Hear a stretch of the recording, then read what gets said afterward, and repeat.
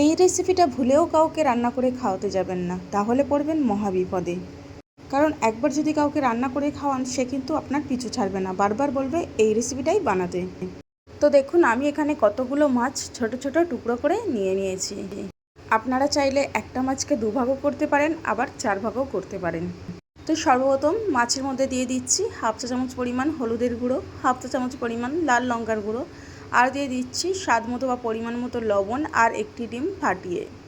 তারপর সবগুলোকে একসঙ্গে খুব ভালোভাবে মাখিয়ে নেব হাত দিয়ে।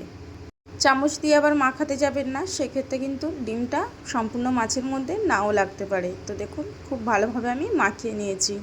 এবারে কিছু মশলা অ্যাড করে দিচ্ছি, যেমন হাফ চা চামচ পরিমাণ জিরের গুঁড়ো, হাফ চা চামচ পরিমাণ গোলমরিচের গুঁড়ো, আর দিয়ে দিয়েছি হাফ চা চামচের একটু কম পরিমাণ আদা রসুনের বাটা, আর দিয়ে দিয়েছি 1 চা চামচ পরিমাণ ময়দা। তারপর সবগুলোকে মাছের সঙ্গে খুব ভালোভাবে মাখিয়ে নিতে হবে হাতের সাহায্যে। তো দেখো, সবগুলো মাখানো হয়ে গেছে। এইবার আমি 10 মিনিটের জন্য ঢাকা দিয়ে রেস্টে রেখে দেব। তারপর এই দিকে প্যান বসিয়ে দিয়েছি এবং পরিমাণ মতো সয়াবিন অয়েল দিয়ে দিয়েছি মাছগুলিকে ভেজে নেওয়ার জন্য। তো তেলে মাছগুলি দিয়ে দিয়েছি এবং মাছগুলিকে উল্টে পাল্টে খুব ভালোভাবে দু সাইড একদম লাল লাল করে ভেজে নিতে হবে।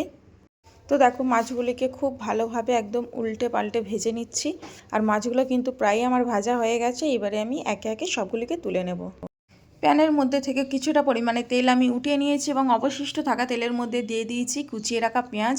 আর এখানে আমি 2টি মিডিয়াম সাইজের পেঁয়াজ নিয়েছি এবং পেঁয়াজগুলি দেওয়ার পর হালকাভাবে ভেজে নিয়েছি। তারপর এর মধ্যে দিয়ে দিয়েছি হাফ চা চামচ পরিমাণে আদা রসুনের বাটা এবং আদা রসুন বাটাটা দিয়ে পেঁয়াজের সঙ্গে হালকাভাবে ভেজে নিয়েছি। তারপর দিয়ে দিয়েছি এর মধ্যে একটি ছোট সাইজের কুচিয়ে রাখা টমেটোটা দিয়েও পেঁয়াজের সঙ্গে কিন্তু খুব ভালোভাবে ভেজে নিয়েছি। তারপর এর মধ্যে দিয়ে দিয়েছি সামান্য পরিমাণে পানি। এইবার দিয়ে দেবো সমস্ত রকমের গুঁড়ো মশলায় আমি এখানে অ্যাড করেছি হাফ চা চামচ পরিমাণ জিরের গুঁড়ো, হাফ চা চামচ পরিমাণ হলুদের গুঁড়ো, আর হাফ চা চামচের একটু বেশি পরিমাণ লাল লঙ্কার গুঁড়ো দিয়ে দিয়েছি, হাফ চা চামচ পরিমাণ ধনিয়ার গুঁড়ো, আর দিয়ে দিয়েছি স্বাদ মতো বা পরিমাণ মতো লবণ। তারপর সবগুলি মশলা খুব ভালোভাবে কষিয়ে নিতে হবে মশলা থেকে তেল ছেড়ে দেওয়া পর্যন্ত। তো দেখুন, মশলা থেকে কিন্তু একদম তেল ছেড়ে দিয়েছে। আর এইবারে আমি দিয়ে দিচ্ছি আগে থেকে ভেজে রাখা মাছের টুকরোগুলো। এইবারে আমি খুব ভালোভাবে 1 থেকে 2 মিনিট মতো কষিয়ে নেব। আর এখানে কিন্তু কোনো পানি অ্যাড করা যাবে না, একদম পানি ছাড়া তরকারিটা রান্না হবে। আর এই মুহূর্তে কিন্তু গ্যাসের ফ্লেমটা আমি লো টু মিডিয়ামে রেখেছি। আর দেখো, এই পর্যায়ে দিয়ে দিয়েছি হাফ চা চামচেরও একটু কম পরিমাণে গোলমরিচের গুঁড়ো আর ভেজে রাখা জিরের গুঁড়ো। তারপর দিয়ে দিয়েছি 2টি কাঁচা লঙ্কা মাঝখান থেকে ফালি করে বা কেটে দিয়ে দিয়েছি। তারপর দিয়ে দিচ্ছি বড় চামচের 1 চামচ পরিমাণ টমেটো কেচাপ। তারপর সবগুলোকে খুব ভালোভাবে মিশিয়ে একবার নাড়াচাড়া করে নিলেই কিন্তু রেডি হয়ে যাবে দারুণ সুস্বাদু এই মাছের রেসিপি। অসাধারণ সুন্দর লাগে এই মাছের রেসিপিটি খেতে। তোমরা বাড়িতে একবার হলেও ট্রাই করে দেখো, আশা করছি খুব ভালো লাগবে। আমার কাছে তো দারুণ লেগেছে।